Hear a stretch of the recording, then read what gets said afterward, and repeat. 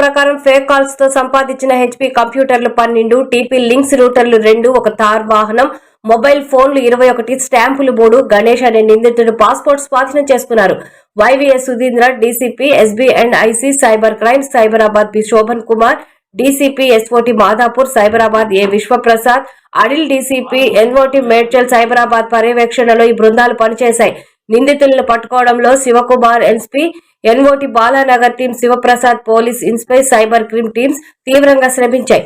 Cyber మోసాలు, అనుమానాస్పద ఆర్థిక కార్యకలాపాలు, నకిలీ కాల్ సెంటర్లు లేదా ఆన్లైన్ స్కామ్లకు సంబంధించిన ఏదైనా సమాచారాన్ని డైల్ 1930 లేదా సైబరాబాద్ వాట్సాప్ నంబర్ 9490617444 ద్వారా పోలీసులకు తెలియజేయాలని పౌరులను అభ్యర్థించారు.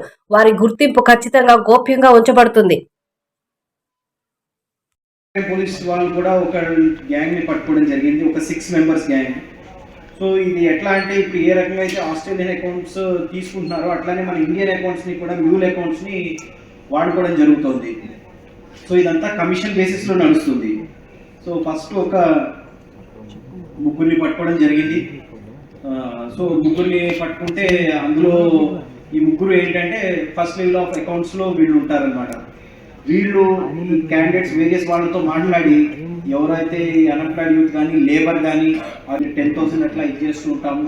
సో అట్లా కమిషన్ బేసిస్ లో వాళ్ళని అట్రాక్ట్ చేసి అకౌంట్ ఓపెన్ చేయించి అకౌంట్ కి సంబంధించిన మొత్తం క్రెడెన్షియల్స్ అంటే debit card, ATM, credit, so అట్లాగా అకౌంట్ ఓపెన్ చేయించి వాళ్ళ ద్వారా ఆ అకౌంట్స్ ని వేరే వాళ్ళకి ట్రాన్స్ఫర్ చేస్తూ, సో వాళ్ళు అట్లా 3 లెవెల్స్ మాకు దొరకడం జరిగింది. 4th లెవెల్లో వాళ్ళు ఇంకొక వేరే ప్లేస్లో ఉండే దాని గురించి కూడా మేము వాళ్ళని పోలీస్ కస్టడీకి తీసుకుంటున్నాం. ఈ 6 మెంబర్స్ని దాంట్లో విచారించి వాళ్ళు ఎక్కడ ఉన్నారో అక్కడ కూడా వెళ్ళి వాళ్ళని పట్టుకోవడం జరుగుతుంది. సో డిస్కస్ చేయడానికి ఒకటి ఎస్ఓటీ బాగా సప్లై చేసి వాళ్ళని తయారు చేసి ఒక గ్యాంగ్ 6 మెంబర్స్ని పట్టుకుని దాని గురించి 2 విషయాల గురించి ఈ ప్రెస్ మీట్ పెట్టడం జరుగుతుంది. ఫస్ట్ దానికి వస్తే మనకి ఈ రోజున ఈ ఎస్ఓటీ బాలానగర్ వాళ్ళ ఇన్ఫర్మేషన్ తోటి, స్పెషల్ ఆపరేషన్ టీమ్ బాలానగర్ వాళ్ళ ఇన్ఫర్మేషన్తో సైబర్ క్రైమ్స్ టీం కూడా అండ్ ఎస్ఓటీ టీం కూడా సంయుక్తంగా ఒక ఫేక్ కాల్ సెంటర్ అయ్యప్ప సొసైటీలో ఉంటే దాన్ని రైడ్ చేయడం జరిగింది.